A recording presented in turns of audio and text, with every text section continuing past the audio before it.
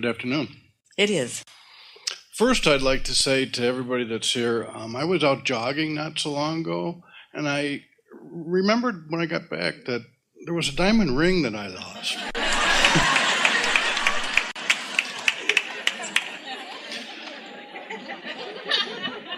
Sometimes it's fun just to be fun.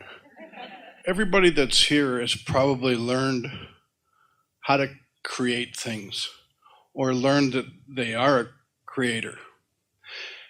And I find that, well, the other day, it was so simple. I needed a certain sum of money to pay a bill, and I had no idea where it was coming from.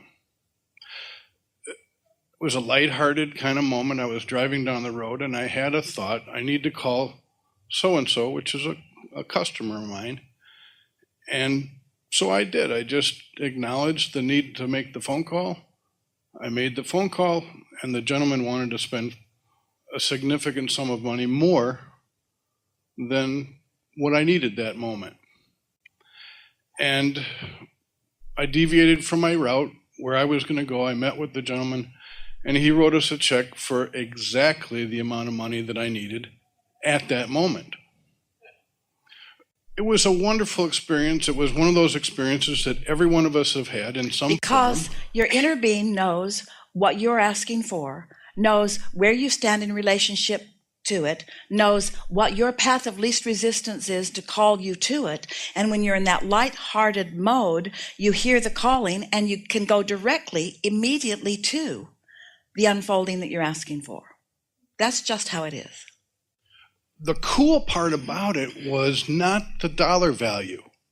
The cool part about it was the experience, the essence, the feeling that I got at that moment where I picked up the phone, I called my wife and I said, "You're not going to believe." Really good creating.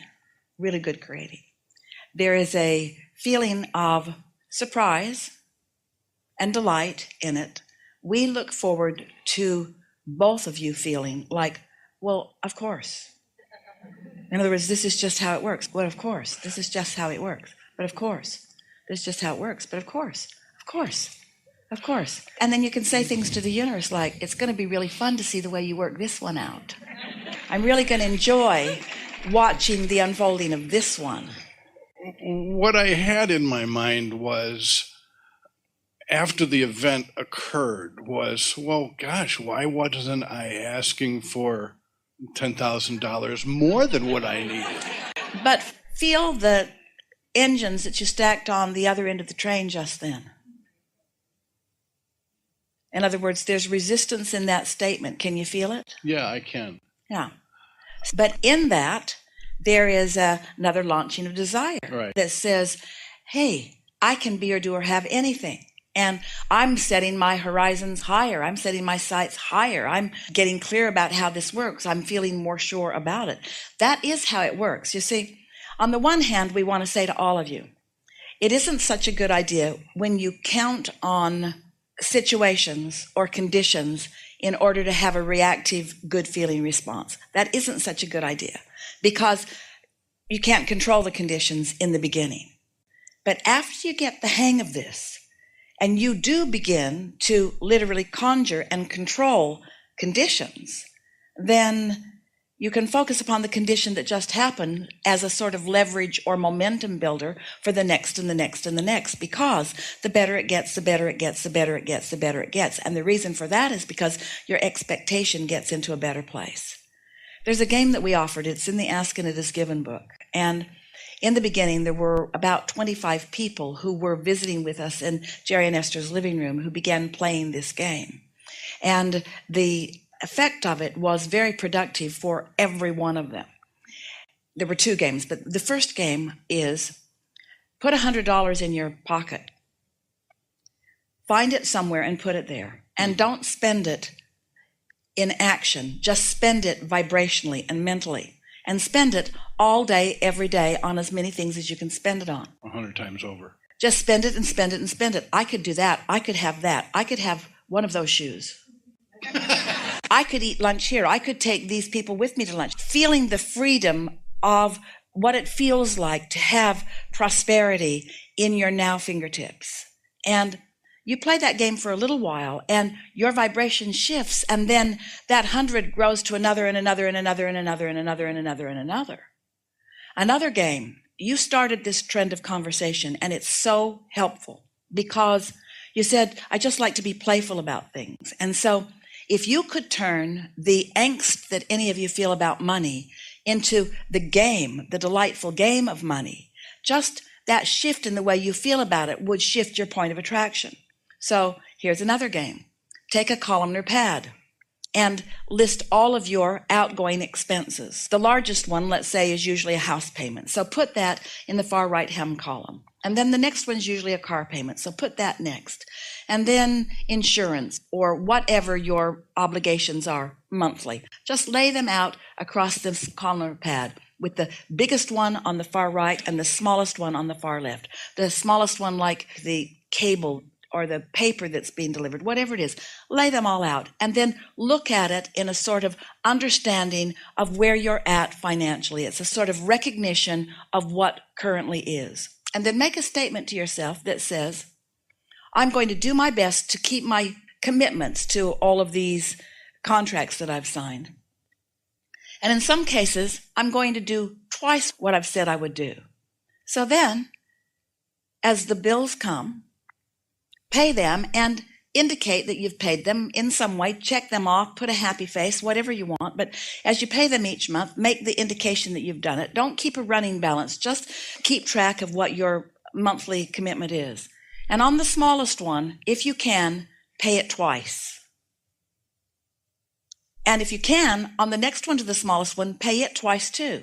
So now you're saying, not only am I prosperous enough to do what I said I would do, in some cases I'm doing double what I said I would do. And what you'll notice is that in a very short period of time, this far left column will evaporate altogether. In other words, that may be something. For one person, when they were playing the game, it was a bicycle that they had purchased at Sears. And it wasn't very long before that payment was gone in the next column too. Because prosperity is not only about the dollars that are coming in. Prosperity is about the dollars that are going out. It's about the balance between the in and the out. But it is also about the way you feel about what's going in and out. And so what begins to shift for you is that this begins to feel like a game. People said to us, I'm actually, instead of dreading going to the mailbox to see what's there, I'm eager to see what's in there so that I can apply it to this game. People began paying their bills not when they were due, but when they first came, because the game became fun. And in a very short period of time, several of them became, wait for it, drum roll please, debt-free. In a very short period of time, because the game, because you feel lighthearted about it, the universe will respond to your playful game so quickly, and it will not respond to your prayerful needs. It's responding to the way you feel, you see. And so if you make a game of it, you let the money in. If you are all serious and worried about it, you hold the money out. Nice game. Makes sense. My question for you was, I've learned at this gathering yesterday and today that beyond step 3, there's a step 4 and that there's a step 5. Step 4 is just mastery of step 3. Seems weird. So step 1 is ask, can't help it. Step 2 is source answers, none of your business, they're just doing it. Step 3 is you got to line up with it. You got to get in that receptive mode. And step 4 is just getting really good at being in the receptive mode, staying there longer, going there more quickly. The question is, why is it so easy for us who maybe have been conditioned to be the way we are, go back to the way we were? Because law of attraction responds to your active vibrations. And because you see people that activate some old vibrations, or you watch a movie that activates an old vibration, or you meet up with someone that you haven't seen for a while that activates an old vibration. These vibrations will remain dormant, but there's a possibility of them activating again. And so here's the statement that we want you to take away from this important question. Your vibration is where you last left it on any subject. It's where you last left it. Now, it might be dormant even though you left it there, but wherever you left it, there's a possibility, and pretty good possibility really, that something's going to happen that's going to activate it again. So when it is activated again, if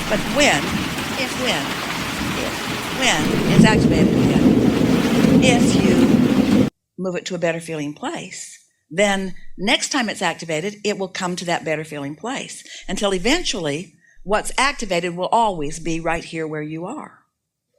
That's why it just gets easier and easier.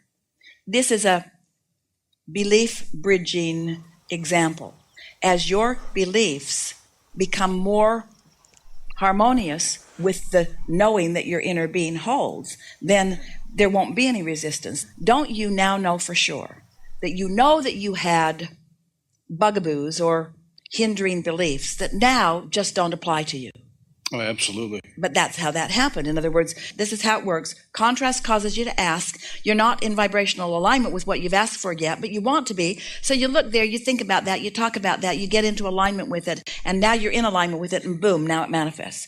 And along with the manifestation comes a new set of contrasting experiences, which causes you to launch more desires that you're not a match to, but you want to be, and so you look at them and you think about them and you find a way to be in alignment with them, and you move into alignment with them, and now you're in alignment with them, and then boom, it manifests.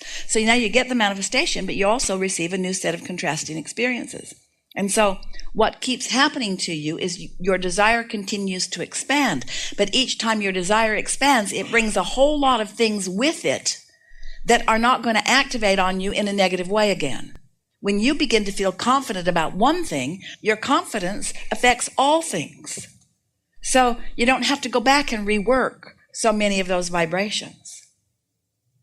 That's why once this gets rolling, once you acknowledge that you've got some negative emotion and you deliberately move your thoughts until that negative emotion softens, and then you can feel that you're on the move on it. And so now you deliberately and wisely, because you can feel the resistance is at bay, you deliberately now begin goosing up your specific thought about it until the momentum increases.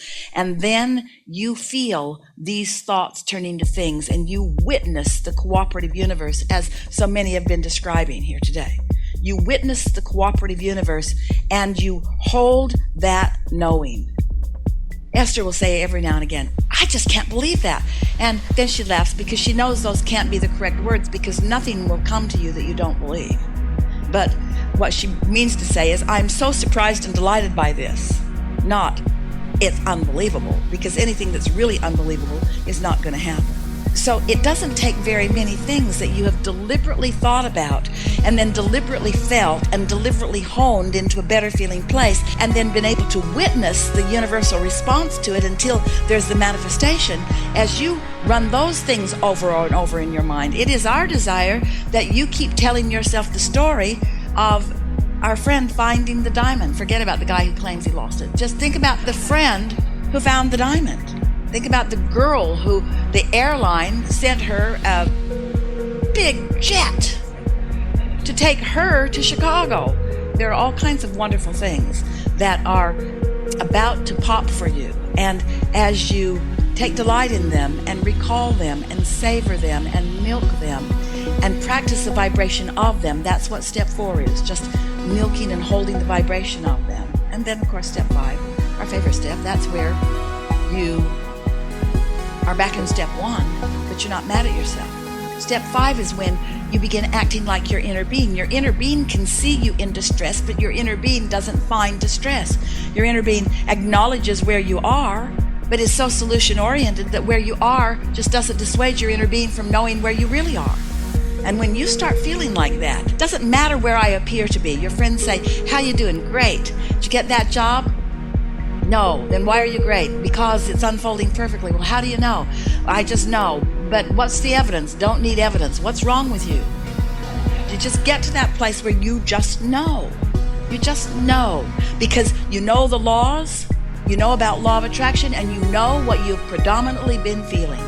The best answer that we'll ever hear you say to someone is, well, just because I feel so good, it has to be going well for me. It can't not be going well for me. I feel so good. But what evidence do you have of it going good? I don't need evidence. I feel so good. The way I feel is the evidence for me. And stay tuned, because pretty soon you'll be able to see the evidence. For now, I just feel it.